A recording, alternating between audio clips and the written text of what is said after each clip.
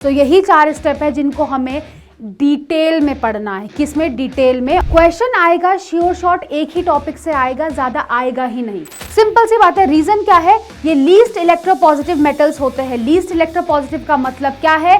ये अपना इलेक्ट्रॉन देने से पहले 10 बार सोचेंगे।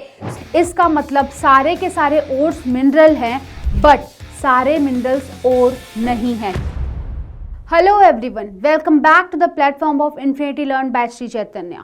ग्रेड 10th ICSE की इस क्विक रिकैप सीरीज का नेक्स्ट चैप्टर है मेटलर्जी, जो कि है बहुत ही इंपॉर्टेंट टॉपिक, राइट। अब मैं हर टॉपिक के लिए इतना इंपॉर्टेंट बोलती हूँ, ये तो थोड़ा सा कम क्या है, इंपॉर्टेंट है। इसके पीछे का एक रीजन है कम इंपॉर्टेंट होने का। क्यों? क्वेश्चन आएगा श्योर शॉर्ट एक ही टॉपिक से आएगा, ज्यादा आएगा ही नहीं, ठीक है। That we have to think about. Now topic ही है मेटलर्जी, जिसके नाम में ही क्या है? मेटल। जिसके नाम में ही हमारे पास क्या है? मेटल है। अब मेटल अगर नाम में ही है, इसका मतलब ये टॉपिक ही इसके बारे में होगा बेटा, मेटल्स के बारे में। क्यों?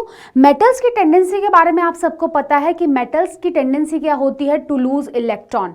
Everybody knows that, right. So इन्हीं प्रॉपर्टीज को जब कंपेयर किया गया, देखा गया जो होता है हमारे पास अर्थ क्रस्ट में, नॉर्मली अगर हमें मेटल चाहिए, उस मेटल को पाने के लिए हम जो प्रोसेसेस को अप्लाई करते हैं, दैट इज द मेटलर्जी। मतलब प्रोसेसेस जिससे हम एक्सट्रैक्शन कर सकते हैं किसका? मेटल का। किस फॉर्म में? प्योर फॉर्म में। That is your metallurgy. तो ठीक है, स्टार्ट करते हैं। सारा का सारा chapter is all about occurrence, मिलता कहाँ है, एक्सट्रैक्शन, किस चीज से निकालना है, then we have refining, pure कैसे पाएं, उसके बाद एट लास्ट हम पढ़ेंगे about alloys and this chapter will be done. छोटा चैप्टर है, क्रिस्प तरीके से एकदम जल्दी जल्दी पढ़ के खत्म करते हैं। देखो हमारे पास क्या है? Occurrence of metals. अब मेटल जो होता है ना, वो अकर करता है 2 फॉर्म में, या तो नेटिव फॉर्म में मतलब प्योर फॉर्म में, मतलब वो रिएक्ट ना कर पाए, या तो किसमें हमारे पास करता है? कंबाइंड स्टेट में, ठीक है। सो हमारे पास है नेटिव स्टेट का मतलब है फ्री स्टेट। अब यार कोई अगर एलिमेंट है और वो नेटिव स्टेट में मतलब फ्री स्टेट में कंबाइन नहीं कर रहा है, कंबाइन नहीं कर रहा है मतलब सिंपल सी बात है, उसकी रिएक्टिविटी क्या होगी? लो होगी। सो लो रिएक्टिविटी वाले जो मेटल्स होते हैं वो नेटिव स्टेट में फॉर्म किए जाते हैं या पाए जाते हैं, मतलब वो उस पर अटैक नहीं हो सकता by the oxygen, by the CO2 और एवरीथिंग और मॉइस्चर ऑल्सो। सो ये होता है नेटिव स्टेट वाले एलिमेंट। अब याद करो, जब हम रिएक्टिविटी सीरीज पढ़ रहे थे in the last class, electrochemical में भी हमने एक रिएक्टिविटी सीरीज पढ़ी थी, राइट। मेटल्स को लेकर, कैटायंस को लेकर थी, वही मेटल्स की होती है सीरीज। सो उसमें क्या था? जो सबसे पीछे थे वो क्या थे? सबसे लीस्ट रिएक्टिव थे। सो मतलब वो वाले एग्जांपल्स क्या हैं जो नेटिव स्टेट में फॉर्म किए जाएंगे? That are gold, platinum, silver and, but silver जो है वो किसमें? कंबाइंड स्टेट में भी पाया जाता है। किसमें? कंबाइंड स्टेट में भी, बट गोल्ड एंड प्लैटिनम होंगे जो अपने फ्री स्टेट में पाए जाएंगे। Metals found in the earth crust in their elemental metallic form, right, उनको बोला जाता है सिंपल नेटिव फॉर्म में पाए जाने वाले कौन? हमारे पास मेटल्स। सिंपल सी बात है। रीजन क्या है? ये लीस्ट इलेक्ट्रोपॉजिटिव मेटल्स होते हैं। लीस्ट इलेक्ट्रोपॉजिटिव का मतलब क्या है? ये अपना इलेक्ट्रॉन देने से पहले 10 बार सोचेंगे। सिचुएटेड एट द बॉटम में होते हैं किसके? एक्टिविटी सीरीज के। Noble metals often refer to as, इनको नोबल मेटल्स भी बोला जाता है। जैसे होता है ना इनर्ट गैस, नोबल गैस, वैसे ही नोबल मेटल्स, मतलब ये रिएक्ट नहीं करेंगे या बहुत ही लीस्ट होंगे टू द रिएक्टिंग।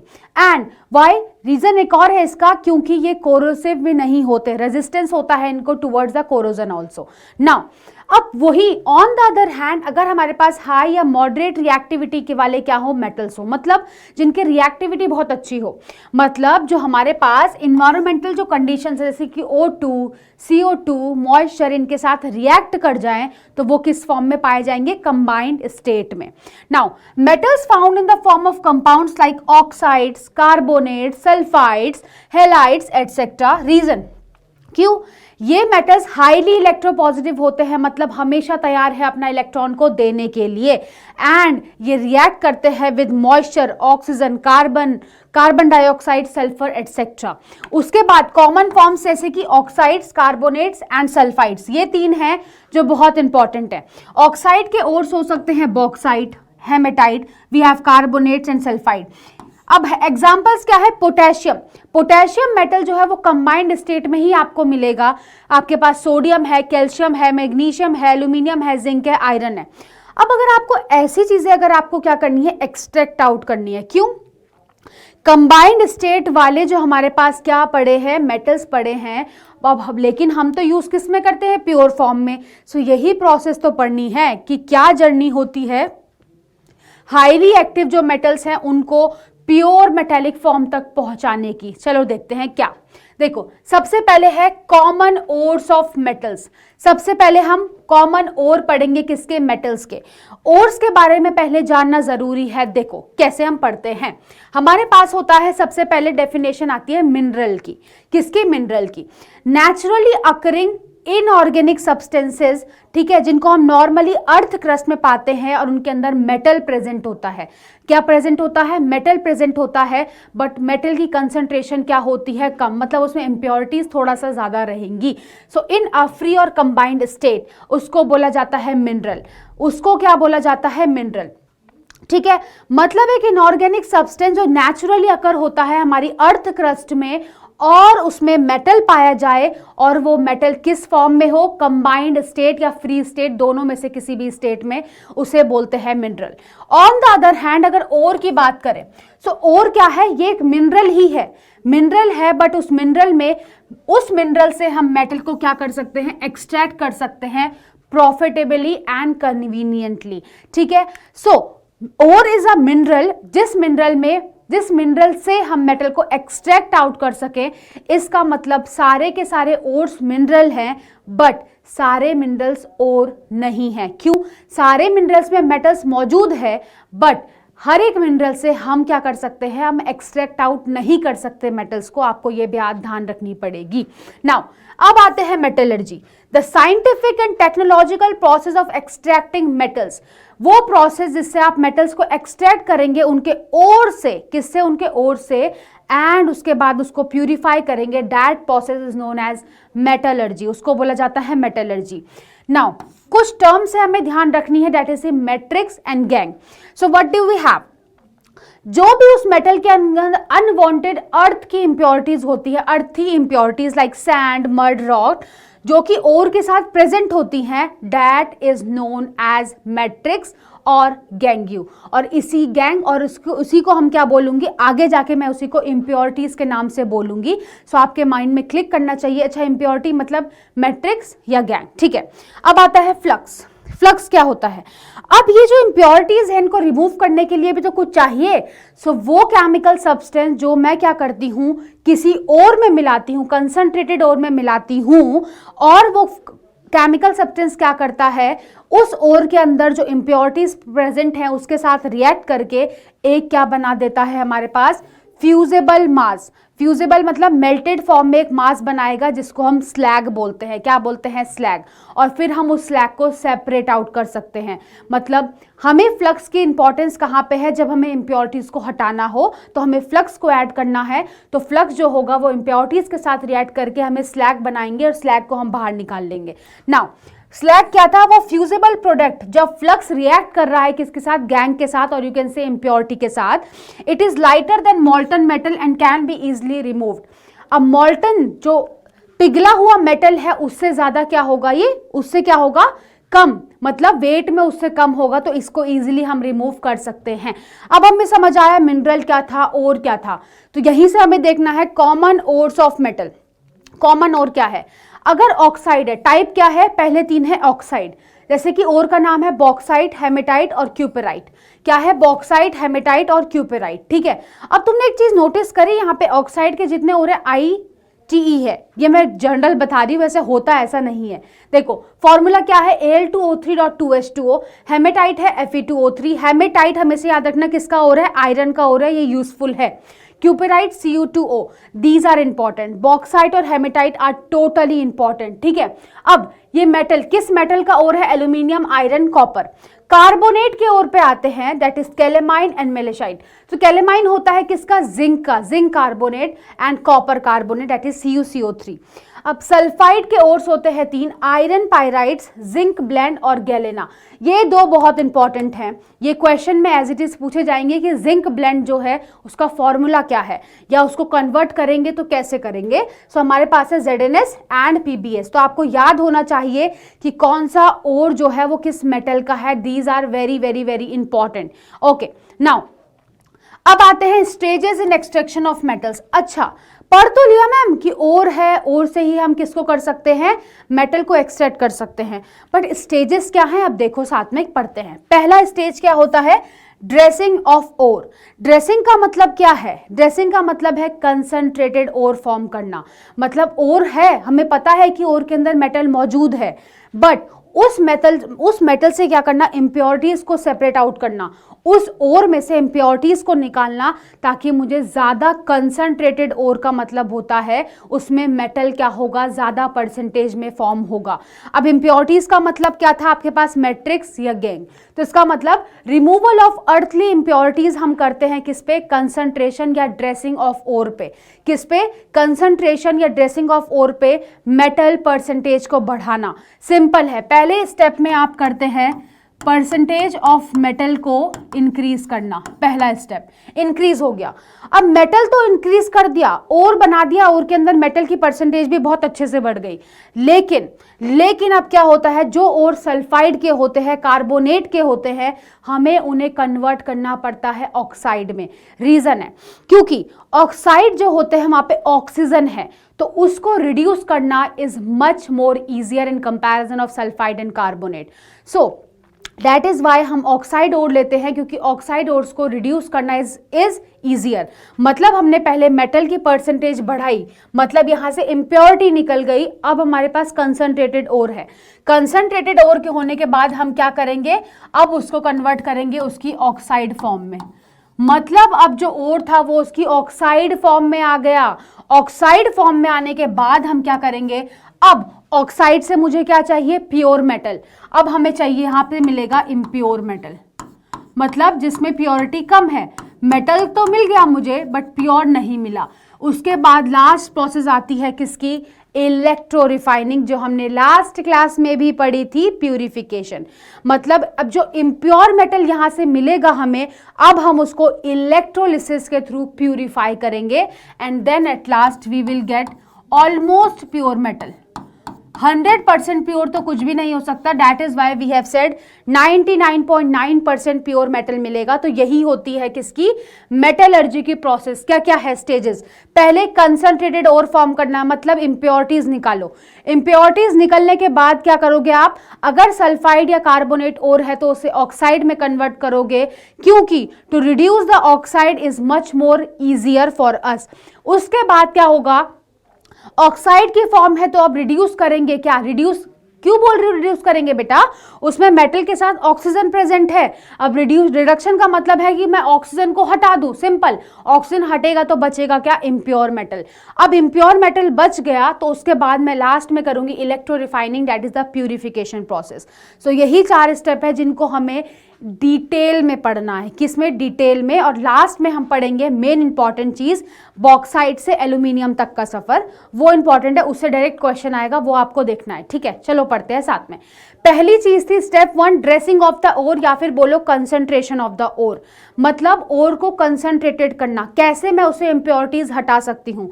सो ये डिपेंड करता है आपके पास इंप्योरिटीज किस टाइप की हैं, आपके पास ओर किस टाइप का है। देखो पहला मेथड है हाइड्रोलिटिक सेपरेशन। हाइड्रोलिटिक सेपरेशन, नाम में ही है क्या, हाइड्रो, मतलब वाटर तो कहीं ना कहीं आएगा, राइट।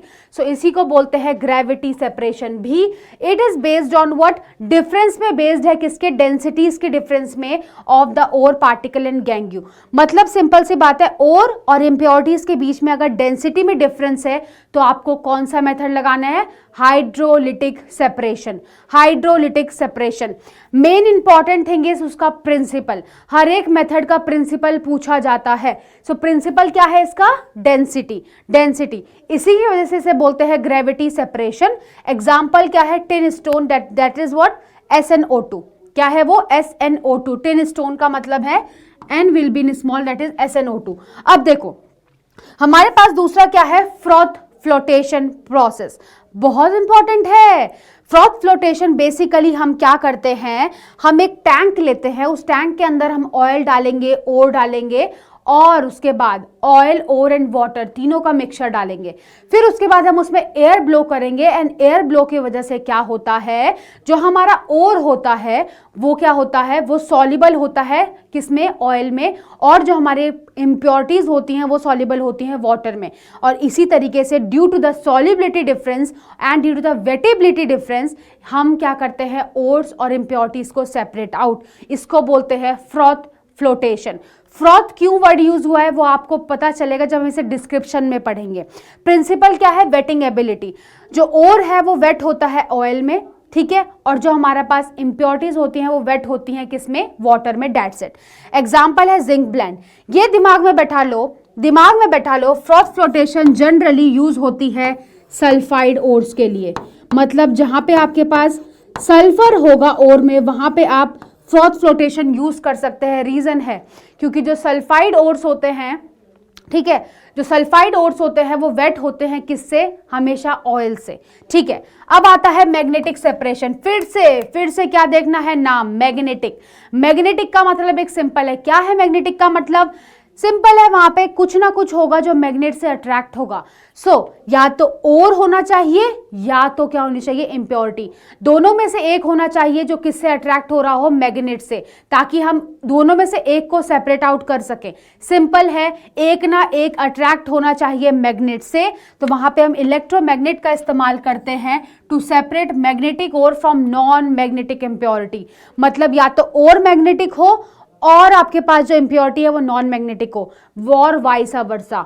या तो आपके पास जो इंप्योरिटी है वो मैग्नेटिक होनी चाहिए और जो ओर है वो नॉन मैग्नेटिक। सिंपल है। तो प्रिंसिपल है बस क्या, मैग्नेटिज्म। एग्जांपल है हेमेटाइट। अब ये तो सबको पता है, haematite means Fe2O3 E small होगा, Fe2O3 है। Fe2O3 सबको पता है क्यों, आयरन जो है, आयरन क्या है, मतलब यहाँ पे आयरन का ओर जो होगा वो क्या होगा, अट्रैक्टेड होगा टुवर्ड्स द मैग्नेट। आयरन क्या होता है, मैग्नेटिक, सबको मालूम है। Last but not the least we have chemical method. Last but not the least हमारे पास क्या है, केमिकल मेथड। अब उस केमिकल मेथड को हम बोलते हैं लीचिंग। लीचिंग भी बोलते हैं और क्या बोलते हैं, बेयर्स प्रोसेस भी बोलते हैं। यहाँ पे क्या करते हैं हम, जो ओर हमारे पास होता है उसको एक सुटेबल रिएजेंट के साथ क्या करते हैं, सॉल्युबल करते हैं।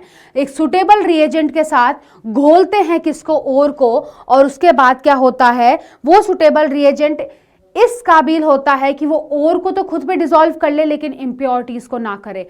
तो इसको बोलते हैं केमिकल मेथड, क्योंकि यहाँ पे हम केमिकल का इस्तेमाल करके ओर को सेपरेट आउट करते हैं या कंसंट्रेट करते हैं। प्राइम एग्जांपल है इसका एल्यूमिनियम वाला। क्या है, बॉक्साइट से एल्यूमिनियम तक जाना। अगर आपके पास बॉक्साइट ओर है, सिंपल सी बात है, बॉक्साइट ओर से इंप्योरिटी हटानी है तो आपको बॉक्साइट ओर में NaOH डालना पड़ता है, दैट इज एन एल्केली। तो जब आप ऐसा करते हैं तो ऐसा करने की वजह से आपके पास एल्यूमिनियम सेपरेट होने की टेंडेंसी बढ़ जाती है। मतलब आपकी इंप्योरिटीज अलग हो जाएंगी और आपके पास बनेगा सोडियम एल्यूमिनेट। यही आज हमें डिस्क्रिप्शन में पढ़ना है। हम इसे यूज करेंगे जब हमें बॉक्साइट से एल्यूमिनियम तक जाना है तब। प्रिंसिपल क्या है, सिंपल है, सॉल्युबिलिटी इज द प्रिंसिपल। क्या प्रिंसिपल है, सॉल्युबिलिटी। मतलब अगर और सॉल्युबल है एक पर्टिकुलर रिएजेंट में और वहां पे इंप्योरिटी सॉल्युबल नहीं है, दैट्स इट। तो ये थे हमारे कंसंट्रेशन मेथड। कंसंट्रेशन मेथड का मतलब क्या था, परसेंटेज ऑफ मेटल बढ़ाना, किसमें, ओर में। मतलब अब मैं किस में पहुंच गई हूं, कंसंट्रेटेड ओर की फॉर्म में। अब इनको एक और बार थोड़ा सा डिस्क्रिप्शन में देखते हैं कैसे। पहला क्या था, हाइड्रोलिटिक और you can say gravity separation. So दिख रहा है यार, डायग्राम तो लग रहा है ना सही। कैसे करना है देखो, हम क्या करेंगे, एक पाउडर्ड ओर लेंगे, मतलब ओर लेंगे, ओर को पहले क्रश या ग्राइंड करेंगे, ठीक है। क्रश या ग्राइंड करने का सिर्फ एक सिंपल रीजन है, उसको छोटे छोटे टुकड़ों में तोड़ना ताकि उसका सेपरेशन ईजी हो जाए। सो क्रश करेंगे, ग्राइंड करेंगे, पाउडर्ड ओर रखा है।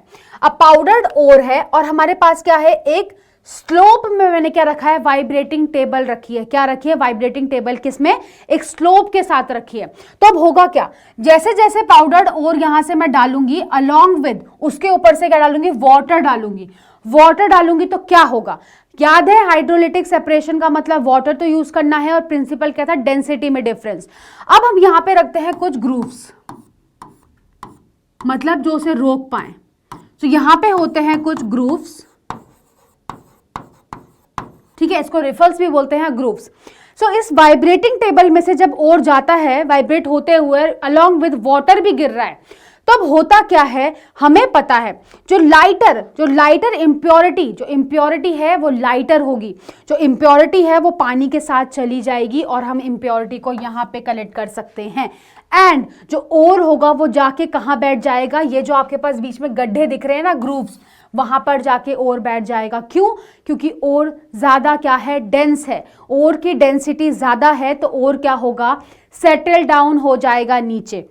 यही होता है आपके पास principle of hydrolytic gravity separation, यानी इसमें जो प्रिंसिपल है वो है स्पेसिफिक ग्रेविटी डिफरेंस। आपको प्रिंसिपल याद होना चाहिए।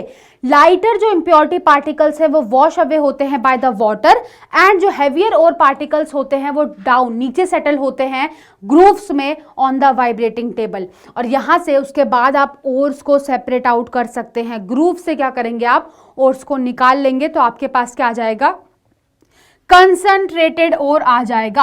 अब कंडीशन याद रखो क्या क्या है, और क्या होना चाहिए हमारे पास, डेंसिटी में हेवियर होना चाहिए। और क्या होना चाहिए, डेंसिटी में हेवियर होना चाहिए। Then we have what, gangue, और you can say what, impurities, वो लाइटर होना चाहिए, कि ताकि वाटर जब पड़े तो इम्प्योरिटीज चली जाए और सिर्फ क्या बच जाए हमारे पास, इम्प्योरिटी, सिर्फ और सिर्फ क्या बच जाए हमारे पास, ओर्स। कहाँ पे, ग्रूव्स में। सो ये था हाइड्रोलिटिक और you can say gravity separation. अब उसके बाद सेकंड मेथड था हमारे पास मैग्नेटिक सेपरेशन। मैग्नेटिक सेपरेशन भी सिंपल है। क्या है, हम क्या लेते हैं, यहाँ पे एक कन्वीनियर बेल्ट लेते हैं लाइक दिस, ठीक है, ये पूरी इसकी बेल्ट है। सो जब हम एक कन्वीनियर बेल्ट लेते हैं, सो इसमें क्या है, पूरे टाइम पर मैग्नेट लगा है। क्या लगा है, कन्वीनियर बेल्ट में मैग्नेट लगा है। सो यहां से हमने अगेन क्या डाला, पाउडर्ड ओर था उसको यहां पे डाला।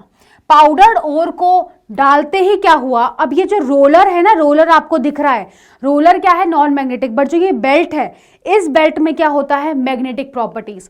जैसे ही यहाँ पे पाउडर्ड ओर पड़ रहा है, पाउडर्ड ओर के पड़ने से क्या हो रहा है, दो चीजें, ये जो आपको रेड पार्ट दिख रही है ना, रेड छोटे छोटे, ये है हमारे पास और क्या लिया है हमने, मैग्नेटिक। और मैग्नेटिक है, बट जो ये ग्रे पार्ट है, जो इम्प्योरिटीज है, वो नॉन मैग्नेटिक है। सो सब गया आगे कन्वीनियर बेल्ट, यहां पे तक तो सब सही है क्योंकि मैग्नेटिक है। सो ये अट्रैक्टेड नहीं है टूवर्ड्स द मैग्नेट, बट हमारा और तो है ना। अब जैसे ही यहाँ पे हम आएंगे, जैसे ही यहाँ पे, तो हमें पता है ये नॉन मैग्नेटिक रोलर होगा। तो अब होगा क्या, जैसे ही ये वाला नॉन मैग्नेटिक है, यहाँ पे आगे आते आते क्या होगा, यहां पर से ये अब कन्वीनियर बेल्ट में नहीं रहेगा। कौन हमारे पास, नॉन मैग्नेटिक इम्प्योरिटीज नहीं रहेंगी। सो वहां से वो जाएंगी सीधा और सीधा सेपरेट हो जाएंगी, और जो मैग्नेटिक था, मैग्नेटिक और वो इसके साथ वापस यहाँ आएगा, मतलब मैग्नेट के साथ चिपका रहेगा। And then we can separate out magnetic ore, क्योंकि वो अट्रैक्टेड होंगे टूवर्ड्स द मैग्नेट, और गैंगियो क्योंकि वो क्या है हमारे पास, नॉन मैग्नेटिक है इन नेचर। सो डिफरेंस क्या है, सिंपल है, प्रिंसिपल याद रखो, मैग्नेटिक डिफरेंस होना जरूरी है। या तो और को मैग्नेटिक लोगे या तो इम्प्योरिटी को मैग्नेटिक लोगे।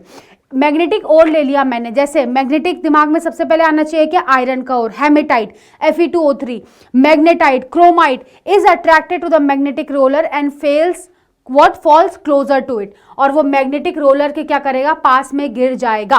नॉन मैग्नेटिक इंप्योरिटीज क्या होंगी, अट्रैक्ट ही नहीं होंगे, और वो क्या होगा, मूविंग बेल्ट की वजह से वो क्या होगा, थोड़ा दूर जाके थ्रो कर दिया जाएगा। So this is the magnetic separation method. अब आता है नेक्स्ट वन, उसके बाद है थर्ड मेथड है फ्रॉथ फ्लोटेशन मेथड। अब फ्रॉथ है, फ्लोटेशन है। फ्रॉथ का मतलब है कि वहां पे कुछ ना कुछ फोम बन रहा होगा, झाग बन रहा होगा। फ्लोटेशन मतलब क्या है, वो झाग क्या होगा, फ्लोट कर रहा होगा, और उसके बाद हम उसे निकाल लेंगे, यही मतलब था बस। देखो किसका झाग कैसे बनेगा। पहले आप एक टैंक लेंगे, ठीक है, पहले आपने देखा है ये क्या है, एक टैंक लेने के बाद आपको क्या करना है, उस टैंक के अंदर आपको एक मिक्सचर डालना है, किसका, ओर का, ऑयल का एंड वाटर का। कौन सा ऑयल डालेंगे आप, पाइन ऑयल डालेंगे। कौन सा ऑयल डालेंगे, पाइन ऑयल। रीजन है क्योंकि पाइन ऑयल ज्यादा फ्रॉथ बना सकता है, it is a good frother. So आपके पास क्या होगा, पाइन ऑयल होगा, आपको ये ध्यान रखना है, ठीक है। तो टैंक लिया, टैंक के अंदर क्या लिया, ओर लिया, ओर के साथ ऑयल लिया, ऑयल के साथ वाटर लिया, 3 चीजें ऐड करके हमने यहाँ पे डाल दिया।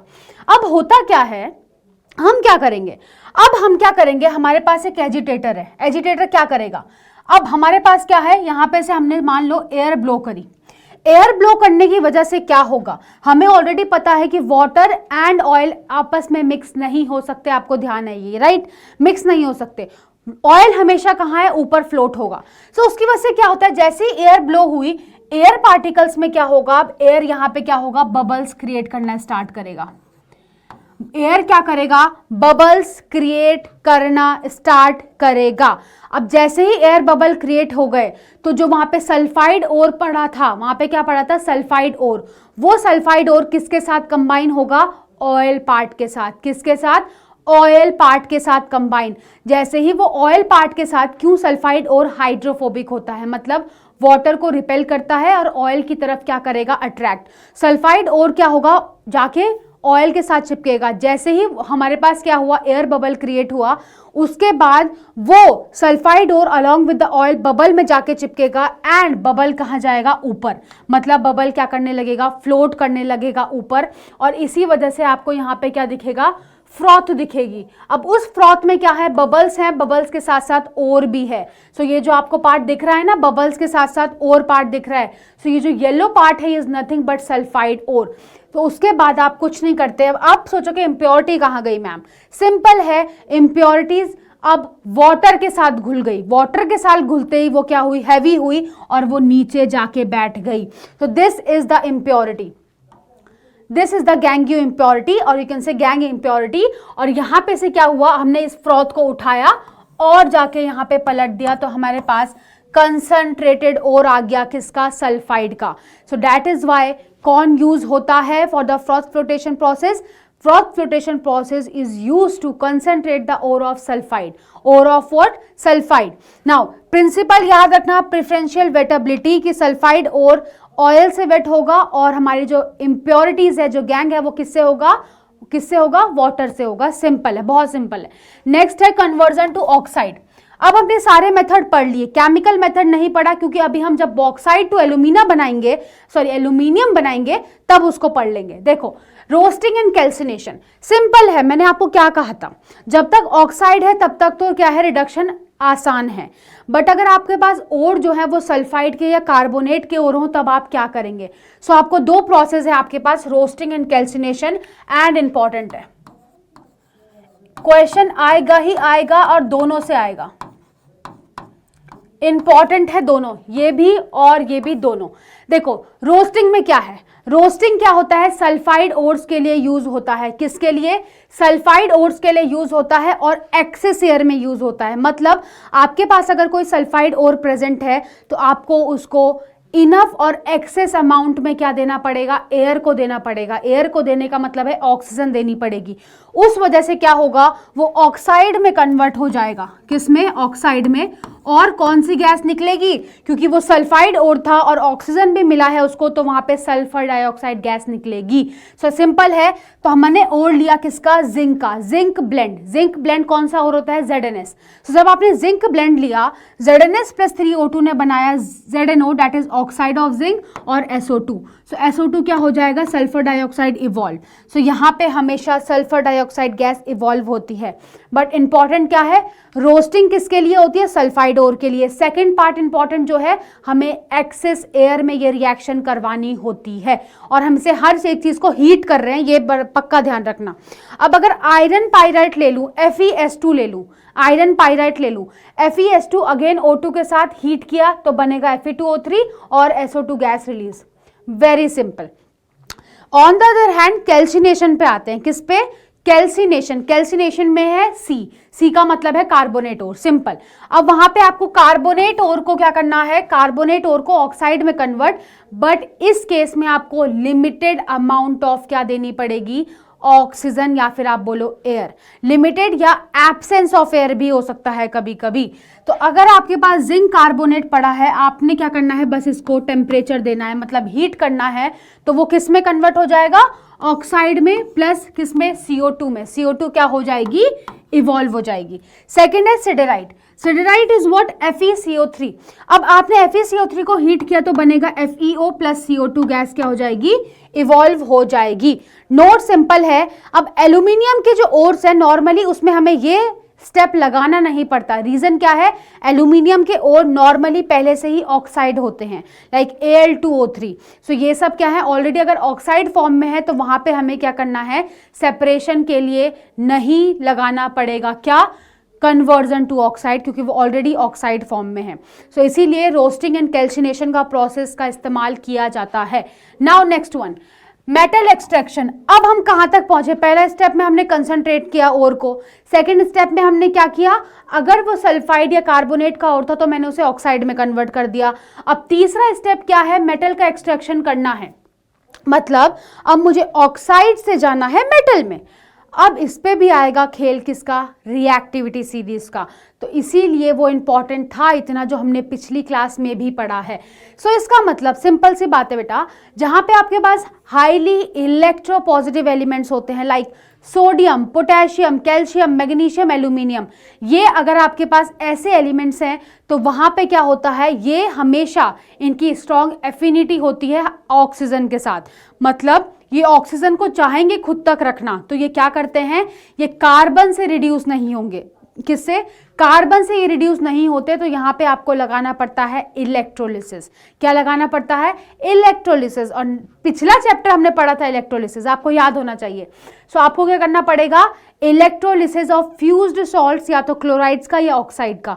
तो हमें बस सिंपल है, हाईली इलेक्ट्रोपॉजिटिव एलिमेंट्स को सेपरेट करने का तरीका सिर्फ एक है, क्या, इलेक्ट्रोलिसिस। जैसे कि यहां पे अगर ये स्केल है, रिएक्टिविटी में अगर वो बहुत ऊपर है तो हमें पता है मेटल जो हाईली रिएक्टिव होते हैं, रिमेंबर हमने रिएक्टिविटी सीरीज पढ़ी थी, सो वो क्या होते हैं, पोटेशियम, सोडियम, रिमेंबर ये याद होना जरूरी है, reactivity series, then calcium, magnesium and aluminium. So ये सब किससे सेपरेट होंगे बेटा, इलेक्ट्रोलिसिस।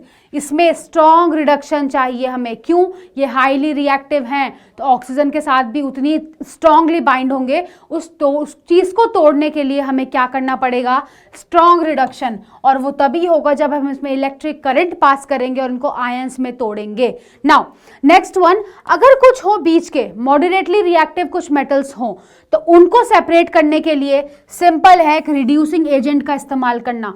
रिड्यूसिंग एजेंट का मतलब क्या है, वो एक एजेंट है, मतलब उसका काम क्या है, रिड्यूस करने का। तो वो रिड्यूस करेगा किसको, आपके पास ऑक्साइड के ओर को, और अपने आप क्या हो जाएगा, ऑक्सीडाइज। तो इसीलिए हम वहां पे यूज करते हैं कार्बन, मतलब वो जो ऑक्सीजन है वो ऑक्सीजन को छीन के लाएगा किससे, हमारे पास ऑक्साइड ओर से, और CO2 या CO बन के निकल जाएगा, डेट्स इट। ठीक है, तो आप क्या केमिकल रिड्यूसिंग एजेंट यूज कर सकते हैं, कार्बन, कार्बन मोनोऑक्साइड और हाइड्रोजन दैट इज H2। अब वो कौन से है हमारे पास है, ध्यान रखो, मॉडरेटली रिएक्टिव कौन कौन से हैं, यहां पे लिखती हूं मैं इसके साथ, जिनका हम रिडक्शन कर सकते हैं विद द कार्बन और यू कैन से CO। यहां पे है जिंक, इसको लिखते हैं किसी और कलर से, यस। नाउ यहां पे हमारे पास क्या, जिंक, Fe, ठीक है, Pb। तो ये सब बातें हैं जो बहुत इंपॉर्टेंट है, ये सब बातें ही हैं जो बहुत क्या है, इंपॉर्टेंट है, एंड Cu, ठीक है। और टिन भी ले लो यहीं पे, Sn, दोबारा ही लिख देती हूँ, ठीक है। तो ये सब बातें हैं, there are very very very important, zinc, Fe, Sn, Pb and at last we have Cu। So ये सब है मॉडरेटली रिएक्टिव। क्या है ये, मॉडरेटली रिएक्टिव, मॉडरेटली रिएक्टिव। उसके बाद ग्रीन कलर से लिखते हैं। अब आते हैं सबसे खराब, मतलब जो रिएक्टिव ही नहीं है, जिनके साथ हम क्या ही करें, तो वो होते हैं लीस्ट इलेक्ट्रोपॉजिटिव एलिमेंट। मतलब अगर वो बोलेंगे चल यार एक्सेप्ट ही कर लेता हूँ इलेक्ट्रॉन को, वो ऐसे मेटल होते हैं जो तैयार होते हैं कि ठीक है कर सकता हूँ, तो ये होते हैं अनस्टेबल ऑक्साइड्स, और इनको रिड्यूस किया जाता है जस्ट बाय हीटिंग। कैसे, बस मैं इनको हीट कर दूंगी तो ये अपने ऑक्साइड से क्या हो जाएंगे, अलग हो जाएंगे। तो एग्जाम्पल क्या है मेरे पास, Hg और Ag। सो ये सब आपको ध्यान रखना है, ये सब आपका पार्ट है किसका, हीटिंग अलोन। ये सब सेपरेट हो सकते हैं अगर मैं इनको बस क्या कर दूं, हीट कर दूं, हीट करने से। और आपके पास है Zn से Cu तक, तो ये होता है रिडक्शन विद व्हाट, कार्बन या CO। उसके बाद है इलेक्ट्रोलिसिस, हाईली रिएक्टिव मेटल्स कैसे सेपरेट होंगे, बाय द इलेक्ट्रोलिसिस प्रोसेस। उसके बाद देखो लास्ट है प्रोसेस प्यूरिफिकेशन, मतलब इलेक्ट्रो रिफाइनिंग, हमने पढ़ा है ये पहले भी, ऑफ मेटल्स। अब इलेक्ट्रो रिफाइनिंग बहुत सिंपल है, आपको पता है इलेक्ट्रोलिसिस ही करनी है आपको, किसकी, आपको इलेक्ट्रोलिसिस करनी पड़ेगी, आपको जो भी मेटल को प्यूरिफाई करना है। आपके पास अब क्या है, लास्ट स्टेप की वजह से आपके पास अब इम्प्योर मेटल प्रेजेंट है। अब आपको इम्प्योर मेटल को प्योर में कन्वर्ट करना है। तो किसी को कुछ याद आया, हमने एनोड पे इम्प्योर कॉपर लिया था, कैथोड पे प्योर कॉपर लिया था, फिर हमने क्या बोला था कि एनोड से जो कॉपर है, कॉपर जो प्योर होगा वो कॉपर +2 आयन की तरह आएगा इलेक्ट्रोलाइट में और कैथोड में जाके डिपॉजिट हो जाएगा। सेम प्रोसेस करनी है यहाँ पे, मतलब एनोड पे क्या लोगे, जो भी इम्प्योर मेटल ब्लॉक है वो एनोड पे आएगा। एनोड आपको पता है पॉजिटिव होता है, कैथोड नेगेटिव है, वहां पे आपको प्योर मेटल स्ट्रिप लेनी है। अब एनोड पे क्या है, इम्प्योर मेटल ब्लॉक है तो वो बहुत बड़ा होगा। जो भी आपने क्या लिया है, जो भी आपने यहाँ पे इम्प्योर मेटल लिया है, अब वो मेटल क्या करेगा, आयंस में टूट के किस में मिल जाएगा, मेटेलिक। यहां से क्या आएगा आपके पास, मेटल आयन। वो मेटल आयन किस में घुल जाएगा, इलेक्ट्रोलाइट सॉल्यूशन में, और उसके बाद वो मेटल आयन जाके यहाँ पे इलेक्ट्रॉन गेन करके कैथोड में डिपॉजिट हो जाएगा। कैथोड में क्या हो जाएगा, डिपॉजिट हो जाएगा। लेट्स सपोज वो मेटल आयन था +n, मुझे नहीं पता कितने नंबर ऑफ इलेक्ट्रॉन उसको गेन करने हैं। अब ये मेटल आयन जो ये येलो येलो पार्ट आपको दिख रहा है, अब कैथोड में आते ही उसने क्या किया, ये जो था हमारे पास +n, उसने अपने पास n इलेक्ट्रॉन लिए और वो अपनी मेटालिक फॉर्म में आ गया और यहाँ पे आके डिपॉजिट हो गया। सो that is nothing but electro refining. वही कि इलेक्ट्रिसिटी का यूज करके आप क्या कर रहे हैं, प्यूरिफाई कर रहे हैं मेटल को। सो एनोड पे आपको पता है ऑक्सीडेशन होगा, सो वहां पे क्या होगा, हमारे पास जो भी मेटल होगा वो अपना इलेक्ट्रॉन क्या करेगा, लूज। सिंपल। अब ये आ गया सोल्यूशन में।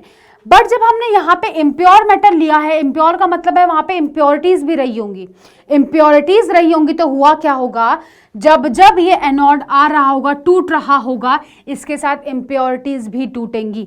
सो इम्प्योरिटीज अगर सोल्यूशन में सॉल्युबल है तो सोल्यूशन में ही घूमती रहेंगी, किसमें, इलेक्ट्रोलाइट सोल्यूशन में। बट अगर इम्प्योरिटीज क्या है, सोल्यूशन में सॉल्युबल नहीं है, तो वो कलेक्ट हो जाएंगी कहाँ पे, नीचे, और इसी को बोलते हैं एनोड मड। इसी को क्या बोलते हैं, एनोड मड बोलते हैं। That you have to remember. अब देखो ये ध्यान रखना कि इलेक्ट्रोलाइट भी कौन सा लेना है, सॉल्ट ऑफ द मेटल लेना है, मतलब जो मेटल आपको क्या करना है, आपको सेपरेट करना है, प्योर करना है, उसी का आपको सॉल्ट लेना पड़ेगा। सिंपल। ये था electrolytic refining, very very very simple. ये ऑलरेडी हम पढ़ चुके हैं, so we will not emphasise more on this one. Now ये है इंपॉर्टेंट आज का, एक्सट्रैक्शन ऑफ एल्यूमिनियम। अब जितने प्रोसेस हमने पढ़े हैं, क्या था, कंसंट्रेट करना ओर को, मतलब ड्रेसिंग ऑफ ओर, फिर उसके बाद उसको किस में कन्वर्ट करना, उसके ऑक्साइड में कन्वर्ट करना, फिर उसको क्या करना, इम्प्योर मेटल में कन्वर्ट करना, मतलब रिडक्शन करना ऑक्साइड ओर का मेटल में, इम्प्योर मेटल मिलके उसको इलेक्ट्रो रिफाइनिंग करना। तो यही सब प्रोसेस अब आपको किसके लिए पढ़नी है कि मैं कैसे बॉक्साइट ओर से कहाँ जा सकती हूँ, एल्यूमिनियम तक जा सकती हूँ। सिंपल है। ये है एक्सट्रैक्शन ऑफ व्हाट, एल्यूमिनियम। अब आप सोचेंगे मैम बॉक्साइट ओर ही क्यों लेते हैं, बाकी कोई और क्यों नहीं लेते। बॉक्साइट ओर जो होता है वो मोस्ट अबेंडेंटली फॉर्म होता है कहाँ पे, अर्थ क्रस्ट में, और वहाँ से ऑक्साइड से, उसके बॉक्साइड मतलब एल्यूमिनियम के ऑक्साइड से एल्यूमिनियम को निकालना काफ़ी कन्वीनियंस है, इसीलिए हम बॉक्साइट ओर ही लेते हैं। नाउ सी, अब देखो एल्यूमिनियम का एक्सट्रैक्शन करना है, पहला प्रोसेस क्या था, ड्रेसिंग। ड्रेसिंग का मतलब पहले मैं गैंग या फिर इम्प्योरिटीज को क्या करूंगी, सेपरेट आउट। तो उस प्रोसेस का नाम यहाँ पे दे दिया जाता है बेयर्स प्रोसेस। क्या दे दिया जाता है, बेयर्स प्रोसेस। अब बाकी जगह तो बहुत सिंपल मेथड था, बट यहाँ पे इतना सिंपल मेथड नहीं होता। कैसे, अब देखते हैं। क्या, डाइजेशन, पहला है डाइजेशन, या फिर आप इसको सिंपल बोलो कि आपको क्या करना था, मैंने आपको बताया था। कंसंट्रेटेड और फॉर्म करने का एक और तरीका है क्या, केमिकल मेथड, या फिर आप बोलो लीचिंग, और इसी को बोलते हैं बेयर्स प्रोसेस। लीचिंग को ही बोलते हैं बेयर्स प्रोसेस। तो आप करने का है, पहले क्या करना है, इम्प्योर बॉक्साइट लो, जो भी आपके पास बॉक्साइट का और पड़ा है, इम्प्योर बॉक्साइट वो आपने लिया, that is what, Al2O3.2H2O, this is impure bauxite. बहुत सिंपल है, बहुत सिंपल। इम्प्योर बॉक्साइट लिया। इम्प्योर बॉक्साइट लेने के बाद मैंने उस बॉक्साइट को रिएक्ट किसके साथ करवाया, लीचिंग मतलब केमिकल मेथड, कंसंट्रेटेड ओर का फोर्थ मेथड क्या था, केमिकल मेथड। उसमें क्या था कि ओर को एक सुटेबल रिएजेंट के साथ क्या कर दो, मिक्स करवा दो या सॉल्युबल करवा दो। कैसा रिएजेंट, जिसमें और सॉल्युबल हो, इंप्योरिटीज ना हो। इसीलिए मैंने क्या यूज किया, कास्टिक सोडा यानी NaOH। सो इम्प्योर बॉक्साइट लिया मैंने, साथ में क्या लिया, कास्टिक सोडा और यू कैन से NaOH। जब ऐसा हुआ तो अब होगा क्या, रीजन सुन लो सबके सब। जो बॉक्साइड है मतलब एल्यूमिनियम का ऑक्साइड जो है, this is amphoteric in nature. ये आपको रिमेंबर करना है, ये ऑक्साइड जो है वो एम्फोटेरिक ऑक्साइड है। एम्फोटेरिक याद है ना सबको, एम्फोटेरिक मतलब जो एसिडिक ऑक्साइड और बेसिक की तरह दोनों की तरह रिएक्ट कर सकता है, डिपेंडिंग उसके सामने क्या है। अब NaOH तो बेस है, तो एम्फोटेरिक ऑक्साइड के आगे अगर बेस होगा तो वो किसकी तरह रिएक्ट करेगा, एसिड की तरह। और एसिड और बेस जब कंबाइन करते हैं तो वो क्या फॉर्म करते हैं, salt plus water, right. Similar वही चीज हुई, वो जो सॉल्ट बना वो बना NaAlO2, that is sodium aluminate. पहला डन। पहला प्रोसेस क्या है हमारे पास, लीचिंग करनी है हमने। कैसे, हमने क्या किया, क्योंकि बॉक्साइड का जो ओर है दैट इज Al2O3 एल्यूमिनियम का है, तो वो एम्फोटेरिक ऑक्साइड था। एम्फोटेरिक होने की वजह से क्या हुआ, अब हमारे पास बेस पड़ा था, तो अब वो उसकी तरह किसकी तरह एक्ट करेगा, एसिड की तरह। दोनों रिएक्ट करके सॉल्ट बनाया, क्या, sodium aluminate that is NaAlO2 along with what, H2O, along with क्या बना हमारे पास, वाटर। सिंपल। अब बन गया sodium aluminate O2। But next step के लिए मुझे चाहिए क्या था, ऑक्साइड ना। हमें क्या चाहिए, या तो ऑक्साइड में कन्वर्ट करूं या तो मुझे क्या दे दो, इम्प्योर मेटल दे दो, है ना। बट क्या ये इम्प्योर है, नहीं। मतलब ये हमारे पास है स्टेप नंबर 1। ये क्या है, स्टेप नंबर 1। मतलब अब प्रोसेस में क्या हुआ, सोडियम एल्यूमिनेट तक बन चुका है।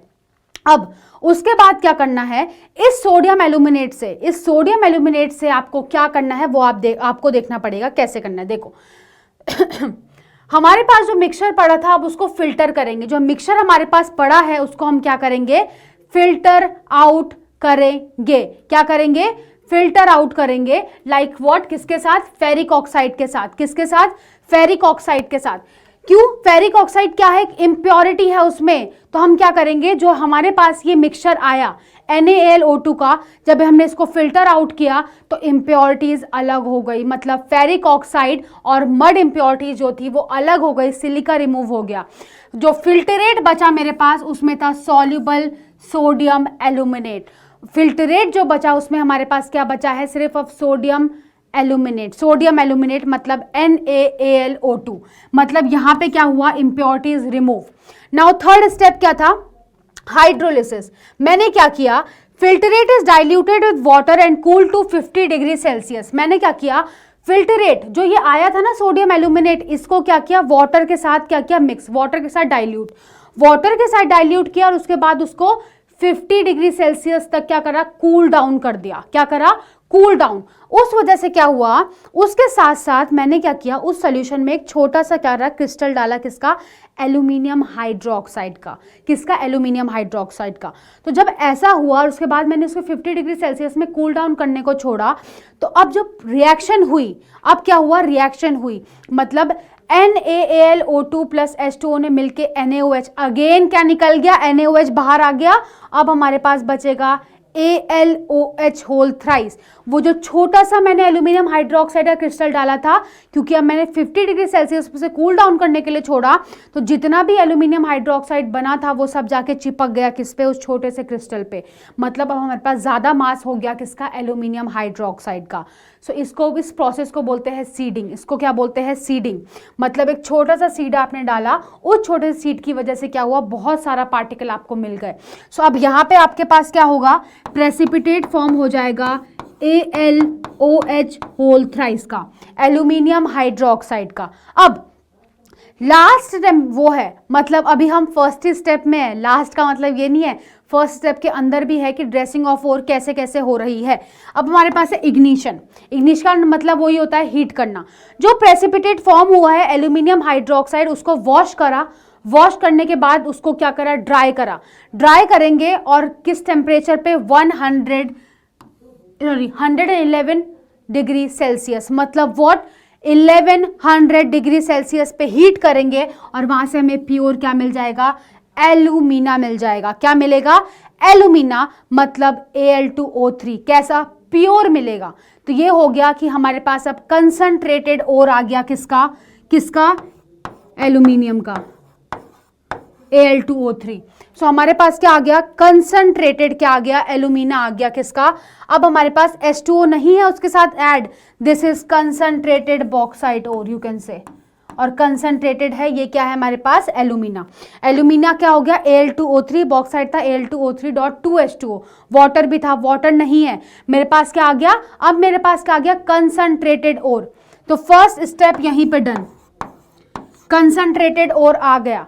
अब सेकंड क्या था, रिडक्शन करना। क्या, क्यों रिडक्शन कब करते थे हम, जब सल्फाइड या कार्बोनेट हो, बट यहाँ तो ऑलरेडी ऑक्साइड है, क्या जरूरत है इसको कन्वर्ट करने की, नहीं जरूरत है।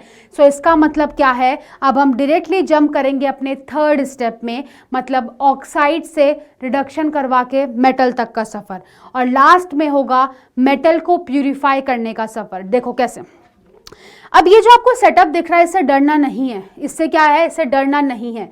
हमारे पास होता क्या है, हमारे पास क्या है, पाउडर्ड ओर हम क्या लेते हैं, ठीक है, ये एक ओवरव्यू काइंड ऑफ आपके पास क्या है, बोल सकते हैं आपके पास overview kind of a diagram है, ठीक है। अब होता क्या है, ये सब जो आपको दिख रहे हैं ना, they are anode, they are what, anode. यहाँ पे कहीं पे आपके पास बैटरी लगी हुई है, वो बैटरी कनेक्टेड है किससे, हमारे पास पॉजिटिव टर्मिनल से, और जो नेगेटिव वाला पार्ट है हमारे पास क्या होता है, एक नेगेटिव टर्मिनल भी होता है। Let's suppose this is only the battery, तो यहाँ पे अगर पॉजिटिव है तो यहाँ पे नेगेटिव होगा, that is attach to what, cathode. वो किसके साथ अटैच है, हमारा कैथोड के साथ। तो सबसे पहले आपको ध्यान रखना है कि हमारे पास है क्या क्या, ठीक है। अब कोई भी अगर आपको इलेक्ट्रोलिसिस करना हो, अब एल्यूमिनियम है तो सेपरेट किससे करोगे, इलेक्ट्रोलिसिस से, तो उसके लिए क्या क्या जरूरी था, सबसे पहले इलेक्ट्रोलाइट जरूरी है। तो वो इलेक्ट्रोलाइट होगा क्या, आप सोचो, इलेक्ट्रोलाइट में जो कंसंट्रेटेड और आया मेरे पास alumina, that is Al2O3। But होता क्या है बेटा, इन सब का जो टेम्परेचर होता है ना, क्योंकि अब इलेक्ट्रोलाइट है तो मुझे उसको मोल्टन फॉर्म में लेना पड़ेगा, राइट। सॉलिड तो कर नहीं सकता कंडक्ट, तो मोल्टन फॉर्म में लेने के कारण क्या होता है, उसका जो फ्यूजिंग टेम्परेचर होता है, मतलब मेल्टिंग पॉइंट होता है किसका, एल्यूमिना का। एल्यूमिना का जो मेल्टिंग पॉइंट होता है वो बहुत हाई होता है, that is 2050 degree Celsius, that is too high, इतना हाई होता है। अब अगर इस टेम्परेचर पे मुझे इलेक्ट्रोलिसिस कैरी फॉरवर्ड करनी हो तो मुझे बहुत ज़्यादा क्या देना पड़ेगा, करंट पास करना पड़ेगा उसको, उसके ऑक्साइड से अलग करने के लिए। इसीलिए to lower the melting point हम क्या करते हैं, एल्यूमिना तो डालते ही हैं Al2O3, बट इसके साथ हम दो और मिलाते हैं, दैट इज व्हाट, क्रायोलाइट, और साथ ही साथ हमारे पास क्या होता है, फ्लोर्सपर। क्रायोलाइट क्या होता है, Na3AlF6, अलॉन्ग विद हम डालते हैं CaF2, दैट इज फ्लोर्सपर, ठीक है। सो ये तीनों का मिक्सचर डालते हैं। रीजन, जो ये क्रायोलाइट आप यहाँ पे देख रहे हैं, जो फ्लोर्सपर देख रहे हैं, इनको जब ऐड करते हैं इनकी वजह से, अब जब ये सब चीजें इलेक्ट्रोलाइट की तरह काम करेंगी तो अब हमारा जो मेल्टिंग पॉइंट होता है और जो टेम्परेचर होता है, that becomes nearly 950 degree Celsius. कितना, 950, मतलब 2000 से सीधा 950 डिग्री सेल्सियस। नाउ ये रिएक्शन कैरी फॉरवर्ड हो सकती है। So as an electrolyte, molten electrolyte जो आपने लिया, यहाँ पे आपने लिया है Al2O3 along with Na3AlF6 along with what, this is small, okay, along with CaF2। ये तीनों हमने क्या लिए, और लिए। अब जब ये तीनों और लिए तो अब होगा क्या, वो देखते हैं। अब हमने इन सबको किस में लिया था, इनसाइड एन स्टील टैंक। उसके बाद हमने क्या लिया, ग्रेफाइट का ही एनोड, और ग्रेफाइट का क्या लिया हमने, कैथोड भी लिया। मतलब बेसिकली हमने कार्बन के इलेक्ट्रोड्स लिए, क्या लिए, कार्बन के इलेक्ट्रोड्स लिए, कहाँ पे, एनोड एंड कैथोड पे। सो हमने क्या रखा, एक बल्ब भी यहाँ पे क्या रखा, जॉइन रखा। पहली चीज ध्यान रखना, ये जो है सबके सब टर्मिनल्स, ये जो ऐड हैं, ये सारे आपको जो ब्लैक ये स्ट्रिप्स दिख रही हैं, there are nothing but anode. अब होता क्या था इस रिएक्शन में क्या होगा, आपने ओर रखा, पाउडर्ड एल्यूमिना ओर डाला ना आपने यहाँ पे, इसके साथ पूरा मिक्सचर लिया इलेक्ट्रोलाइट में। जब आपने ऐसा किया उसके बाद आपने एनोड्स की देखी कि आपने 3-4 स्ट्रिप्स डाली, बट सोचने वाली बात है कि 3-4 स्ट्रिप्स क्यों डाली। तो इसके पीछे भी एक क्या है रीजन है बेटा, इसके पीछे भी क्या है एक रीजन है। रीजन क्या है सुनो, एनोड में क्या होता है, क्या रिएक्शन होगी यहाँ पे आपको देखना पड़ेगा। एनोड में क्या है, आपके पास कौन कौन से एनायंस यहाँ पे प्रेजेंट है आपको वो देखना है। एनायंस क्या क्या प्रेजेंट हो सकते हैं आपके पास, O-2, यहाँ पे आपके पास क्या क्या प्रेजेंट है, O-2 प्रेजेंट है, ठीक है, O-2 प्रेजेंट है एज एनोड। अगर आप इसका देखें सो O-2 है, एनोड किसको अट्रैक्ट करता है, एनायन को। सो O-2 क्या करेगा, एनोड की रिएक्शन सिंपल होती है, एनोड में क्या होता है ऑक्सीडेशन। सो यहाँ पे अगर ये एनोड है तो यहाँ पे क्या होगा हमारे पास, O-2 ने क्या किया होगा, इलेक्ट्रॉन को डोनेट किया होगा, मतलब इलेक्ट्रॉन को बाहर निकाला होगा और वहां से ऑक्सीजन का फॉर्मेशन हुआ होगा। किसका, ऑक्सीजन का। मतलब एनोड पे क्या बन रहा होगा, O2 बन रहा होगा। एनोड पे क्या बनेगा, O2। सेकेंड थिंग एक और चीज है हमारे पास, क्योंकि हमने क्या लिया है, एनोड पे क्या बन रहा है, O2 बन रहा है, और हमने जो ये लिया है ये हमने कार्बन यानी ग्रेफाइट का क्या लिया है, हमने एनोड लिया है। इस वजह से होगा क्या, अब ग्रेफाइट का एनोड का मतलब सिंपल है, वहां पे कार्बन है, कार्बन ही तो होता है ग्रेफाइट। तो कार्बन जो है जहां पे वो ऑक्सीजन भी बनी थी एनोड पे, दोनों कंबाइन कर सकते हैं। कंबाइन करके वो क्या बना सकते हैं, CO, that is carbon monoxide. यहाँ पे क्या हुआ, सबसे पहला देखो ये एनोड है, एनोड में क्या हुआ, O-2, ठीक है, ये था हमारे पास। इसने क्या बनाया आपको वो ध्यान रखना है, इसने क्या बनाया आपको वो ध्यान रखना है, ये बना सकता है ऑक्सीजन अलोंग विद आपके 2 इलेक्ट्रॉन को निकाल दो, ठीक है। दूसरी चीज, अब जो कार्बन था उस कार्बन ने क्या किया, अब ऑक्सीजन के साथ क्या किया, ऑक्सीजन के साथ रिएक्ट किया। सो एक चीज है कि या तो वो कार्बन मोनोऑक्साइड में रुक जाए, दूसरी चीज है कि उस कार्बन मोनोऑक्साइड ने भी ऑक्सीजन के साथ रिएक्ट करके CO2 में इवॉल्व हो गया।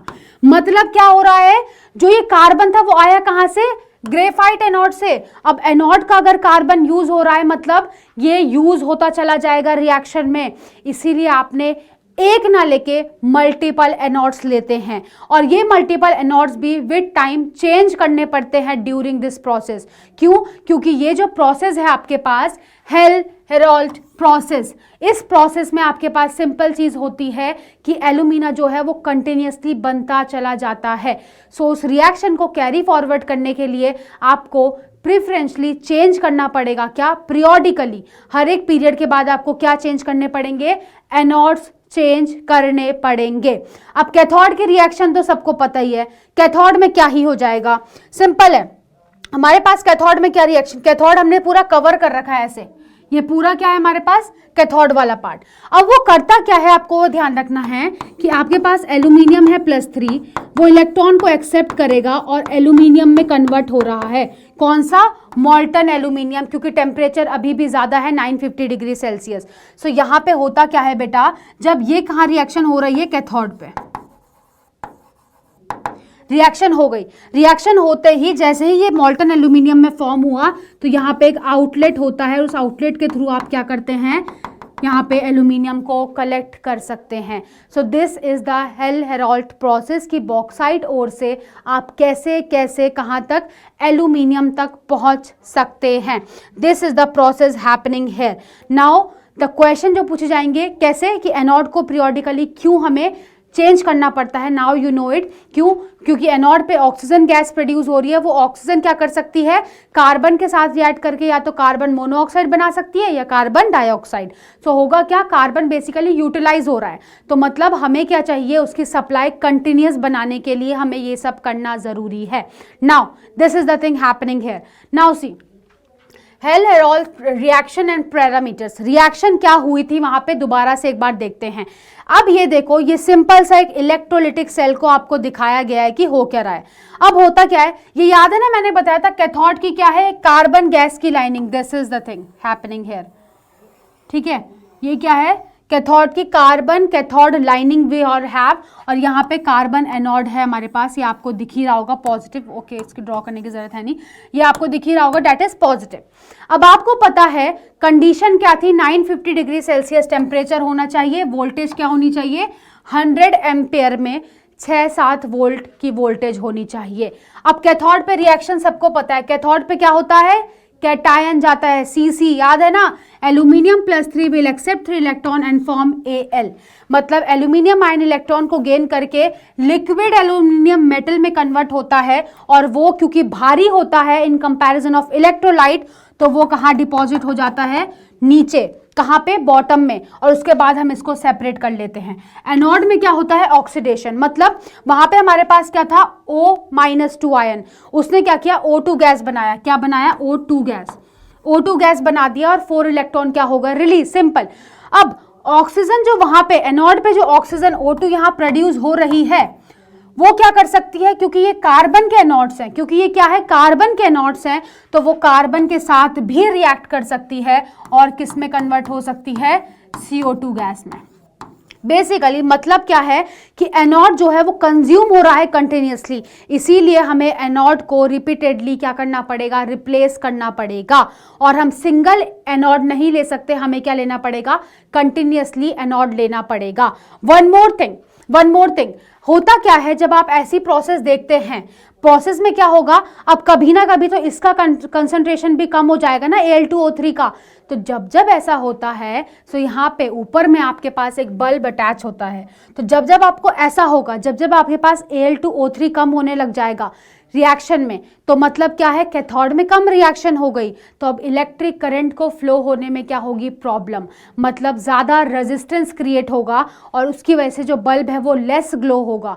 तो वहाँ से पता चलेगा, अच्छा टाइम आ गया है दोबारा Al2O3 को डालने का।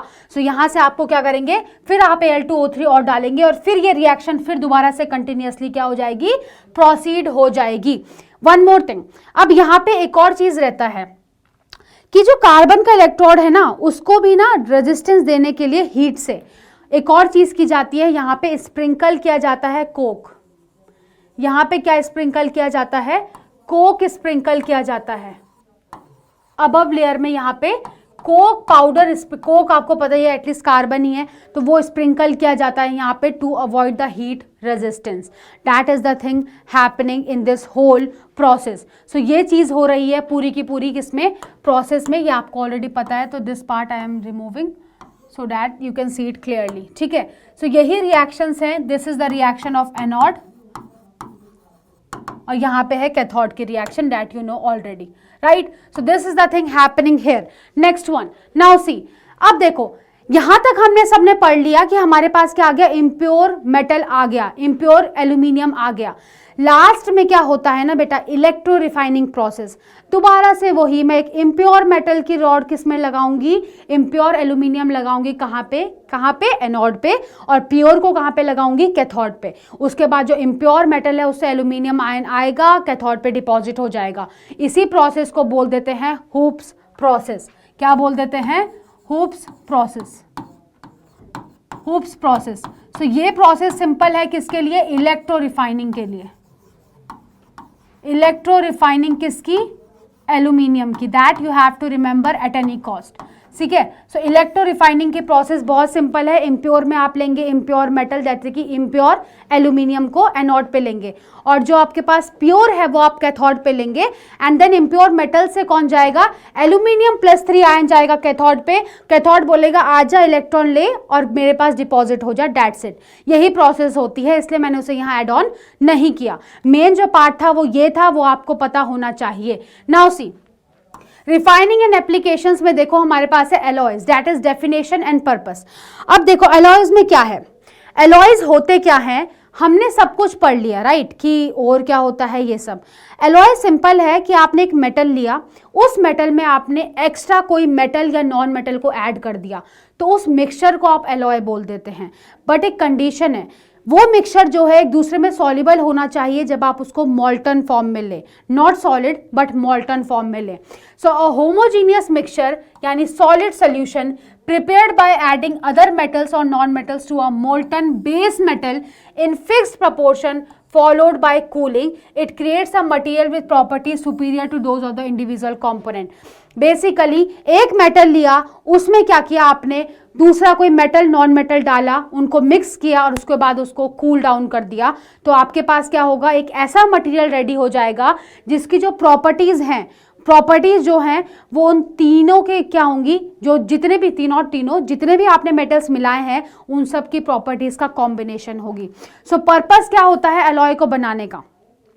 अलॉय, अगर मैं अलॉइंग करूं तो मॉडिफाई कर देगा किसके, प्रॉपर्टीज ऑफ मेटल को to make it more useful. Enhance hardness and tensile strength, enhance कर देगा मेटल की कौन सी प्रॉपर्टीज को, हार्डनेस को, टेंसाइल स्ट्रेंथ को, मेल्टिंग पॉइंट को घटा सकता है, अल्टर कर देगा किसको, इलेक्ट्रिकल कंडक्टिविटी, इंक्रीज कर देगा रेजिस्टेंस टू कोरोजन, मतलब अब कोरोसिव नहीं रहेगा ज्यादा। देखो एक एग्जांपल देती हूँ आपको, स्टील पता है, स्टील में आयरन भी होता है राइट, बट वो कोरोसिव क्यों नहीं होता? हम तो उसको खाने के लिए भी यूज करते हैं। रीजन क्या होता है उसका? रीजन सिर्फ इतना है कि प्रपोर्शन कम कर दो यार आयरन का, बाकी चीजें भी तुमने उसमें मिला दी और वो जो बाकी चीजें होती हैं वो कोरोसिव नहीं होती नेचर में। सो इसीलिए बोलते हैं ये रेजिस्टेंस बढ़ाएगा आपका टू कोरोजन, मॉडिफाई कलर और appearance and improve castability. Simple thing.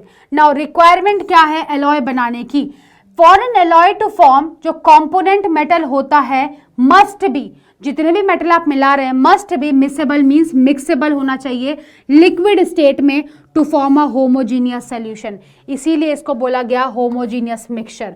क्यों? उनकी लिक्विड फॉर्म में वो सब सॉल्युबल होने चाहिए, मतलब मिक्सेबल होने चाहिए एक दूसरे में।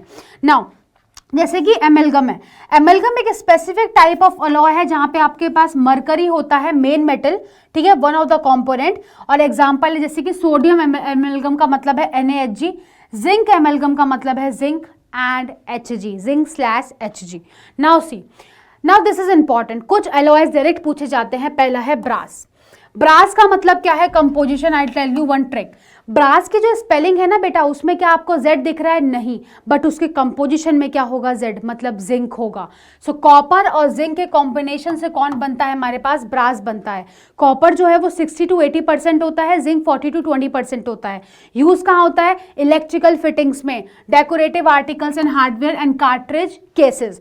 अब देखो ब्रॉन्ज, ब्रॉन्ज तो सबको पता है, ब्रॉन्ज मेडल में भी यूज होता है राइट। सो देखो अब ब्रॉन्ज की जो स्पेलिंग है उसमें Z है, मतलब कंपोजिशन में Z नहीं होगा। सो कॉपर, जिंक एंड Sn, क्योंकि ये स्पेलिंग BB से शुरू होती है तो सब कंफ्यूज होते हैं। That is why I am talking about this, कि हमारे पास क्या है? Copper, zinc and Sn।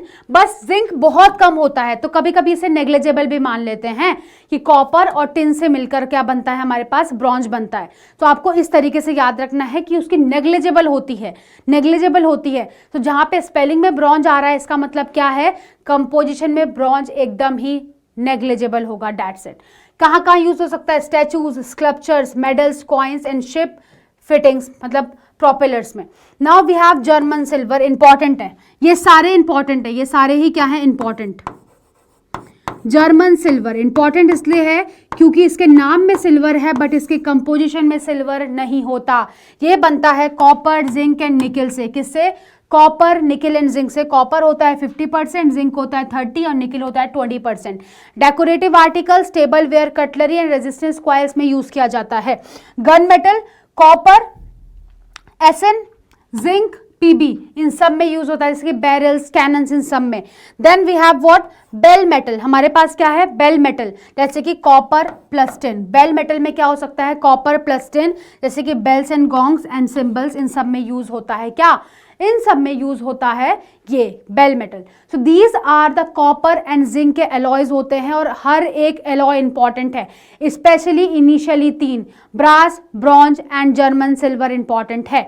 Now अब आते हैं एल्यूमिनियम, लेड और आयरन के एलॉयज में। अदर इंपॉर्टेंट एलॉय बहुत इंपॉर्टेंट है, ड्यूरा एल्यूमिन।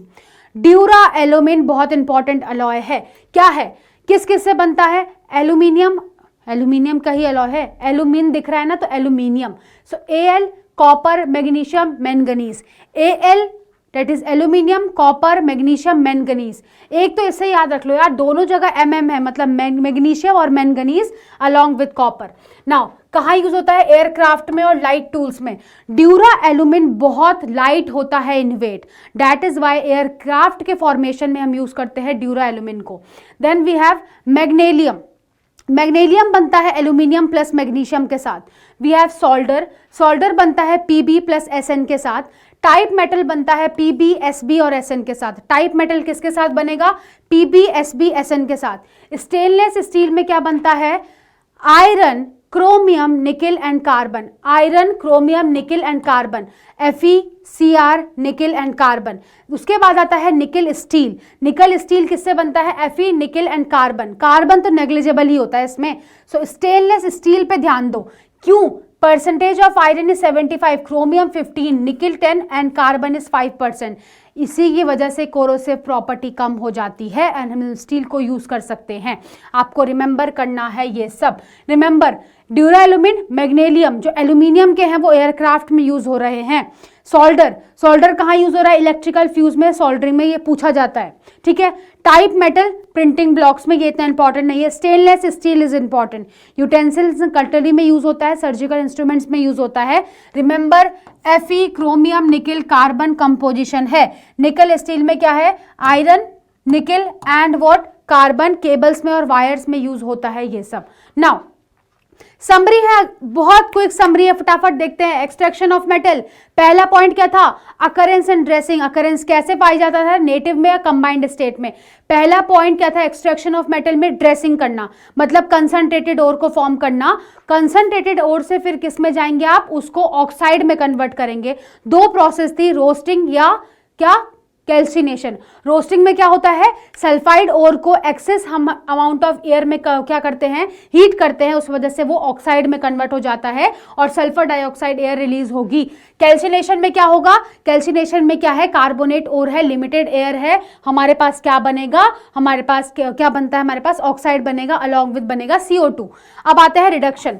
अब रिडक्शन को डिपेंड करता है एक्टिविटी सीरीज में। हाईली रिएक्टिव जो मेटल हैं वो क्या करते हैं? इलेक्ट्रोलिसिस। मीडियम वाले क्या करेंगे? रिडक्शन करेंगे बाय कार्बन और CO, और जो लो होंगे, लो रिएक्टिविटी, उनका थर्मल डिकम्पोजिशन होगा। लास्ट आता है रिफाइनिंग। अब हमें मेटल, इम्प्योर मेटल मिल गया, बस उसको क्या करना होता है प्योर मेटल में, तो वो इलेक्ट्रोलिसिस के थ्रू हो जाता है। एट लास्ट हमारे पास था एलॉय। एट लास्ट क्या था? एलॉय। सो मेटलर्जी प्रोसेस फ्लो एक और बार देखो। ओर मिला, माइनिंग से निकाला, कंसंट्रेट किया मतलब ड्रेसिंग करी, और किस में कन्वर्ट किया? ऑक्साइड में, रोस्टिंग से या कैल्सिनेशन से। फिर आया रिडक्शन, रिडक्शन किया किस पे? मेटल में। ऑक्साइड से मेटल तक का सफर पूरा, बट मेटल क्या है? इम्प्योर। फिर आए थे इलेक्ट्रो रिफाइनिंग मतलब purification of metal, and last में प्योर मेटल और एलॉय मतलब यूज करना उस मेटल को in different components. Now back to the topic of PYQs, previous year questions. देखो यार, इससे ज्यादा क्वेश्चन इतना पूछा नहीं जाएगा, पूछा जाएगा सिंपल, ये एलॉय किसका है, ये और कहाँ से सेपरेट आउट हो सकता है, डेट्स इट, और एल्यूमिनियम वाली process. The metal whose oxide can be reduce by common reducing agent, वो कौन सा मेटल है जिसके ऑक्साइड को मैं reducing agent, common reducing agent का मतलब क्या है? कार्बन, CO या तो H2, इन सब से रिड्यूस कर पाऊं। कौन थे वो? Moderately reactive. क्या है वो? एल्यूमिनियम? नो, ये तो हाईली रिएक्टिव है सबके सब, तो कॉपर हो गए आंसर। ये ऐसे क्वेश्चन आते हैं, 2025 का क्वेश्चन है ये। Then we have this, the ore that can be concentrated by using magnetic separation. Magnetic separation का सिंपल रूल, मैग्नेटिक डिफरेंस। कौन सा ओर है जो किसी मैग्नेट से अट्रैक्ट होगा? वो है हमारे पास हेमेटाइट। हेमेटाइट क्या होता है? हमारे पास आयरन का ओर, दैट इज Fe2O3। और आयरन हमें पता है, आयरन जो होता है वो क्या करता है? वो अट्रैक्ट होता है towards the magnet. Now zinc blende is converted to zinc oxide by which process? Zinc blende हमने पढ़ा भी है आज के उसमें, दैट इज ZnS। ZnS को अगर कन्वर्ट करना हो जिंक ऑक्साइड में तो किससे करोगे? सल्फाइड ओर के लिए एक ही प्रोसेस है, इसको ऐसे याद रखो, RS। R के बाद क्या आता है? S। तो अगर S है तो पहले क्या आएगा? R, मतलब रोस्टिंग प्रोसेस लगेगी। कौन सी roasting?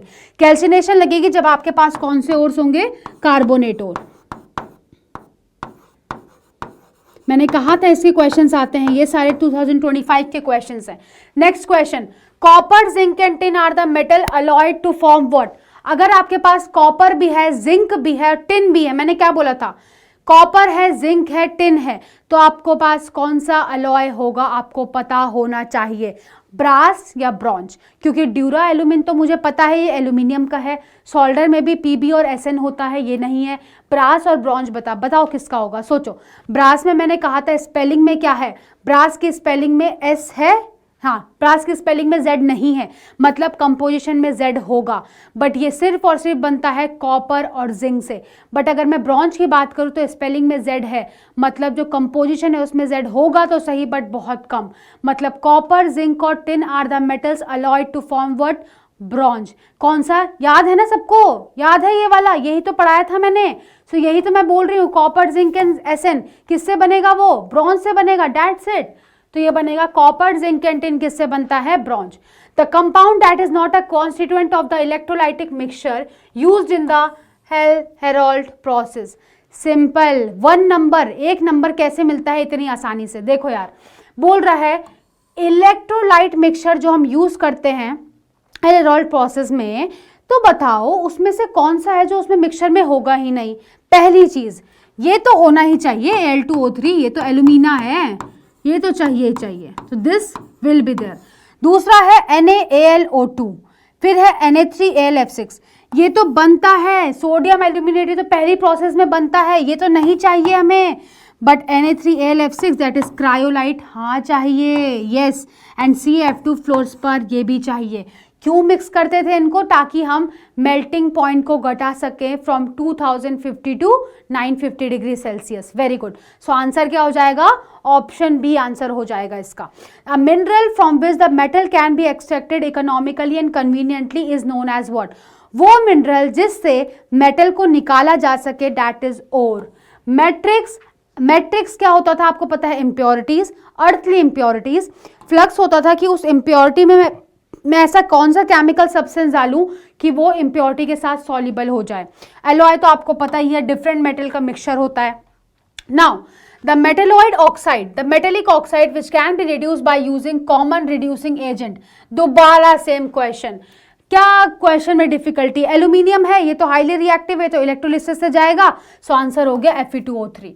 The process of heating the concentrated ore in a limited supply, क्या दे दिया क्वेश्चन में? लिमिटेड या एब्सेंस ऑफ एयर, मतलब क्या लगेगा? Calcination.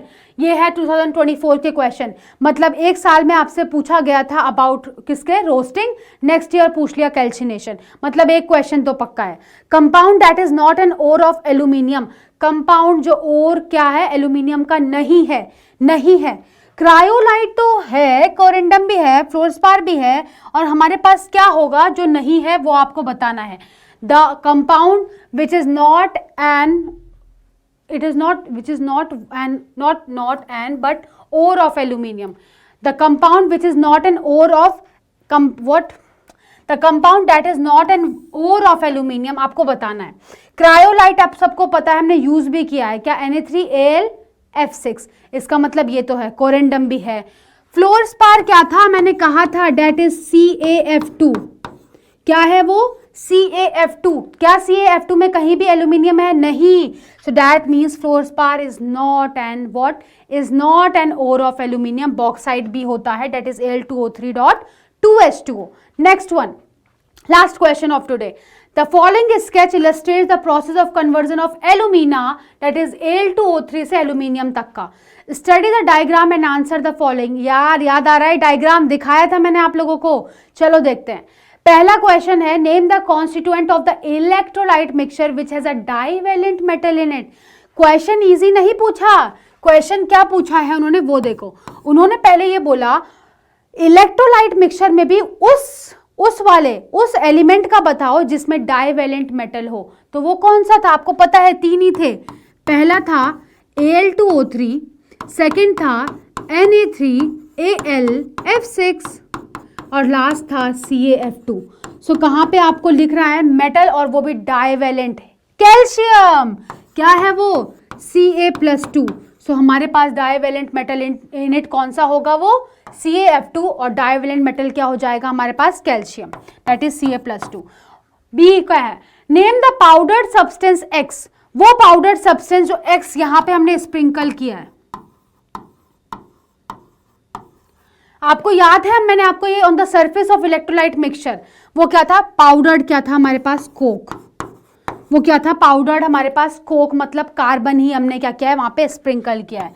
Now third one, what is the name of the process? यार ये तो अब मैं नहीं लिखने वाली, ये तो सबको पता है, हेलेरॉल्ड प्रोसेस होता है इस प्रोसेस का नाम। Now option D, right the reactions जो इलेक्ट्रोड्स में हो रही हो। ऑप्शन डी देखो, एक्स और वाई। वाई क्या है? एनोड। एनोड पे आपको पता है रिएक्शन क्या होती है, हमारे पास होता है O-2। अगर 2 ले लोगे तो ये दे देगा O2 और 4 इलेक्ट्रॉन्स क्या हो जाएंगे? रिलीज हो जाएंगे, एनोड की रिएक्शन। अब कैथोड में क्या होगा? कैथोड में आपको पता है एल्यूमिनियम आएगा +3, इलेक्ट्रॉन गेन करेगा 3 और एल्यूमिनियम में कन्वर्ट हो जाएगा। बट क्या एनोड में सिर्फ ये रिएक्शन होती है? नहीं। अगर आपसे पूछा गया है तो आपको ये लिखना पड़ेगा, वहां पे मेंशन कर देना कि ऑक्सीजन इवॉल्व हुई है, क्योंकि एनोड जो है वो किससे बना है हमारे पास? कार्बन से। तो वो एनोड वाला जो कार्बन है, एनोड वाला जो कार्बन है कमिंग फ्रॉम एनोड, ठीक है, ये जो कार्बन है ये रिएक्ट कर सकता है O2 के साथ and it can form CO2, ठीक है।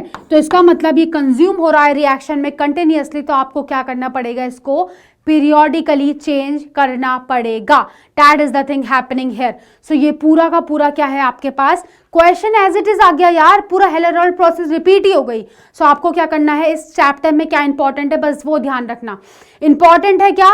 रोस्टिंग, कैल्सिनेशन, उसके बाद सारे ओर्स के नाम, ओर्स का formula, then we have what, last में एलॉय भी इंपॉर्टेंट है एंड हेलेरॉल्ड प्रोसेस तो पूरी ही इंपॉर्टेंट है, आप उसमें एक भी चीज नहीं भूल सकते। Okay, then that's it for today. Okay, like, share and subscribe to our YouTube channel, that is Infinity ICSE 9th and 10th. I'll meet you in the next class with a brand new chapter, and I'm hoping you all are liking this series. Thank you so much. So bye bye everyone.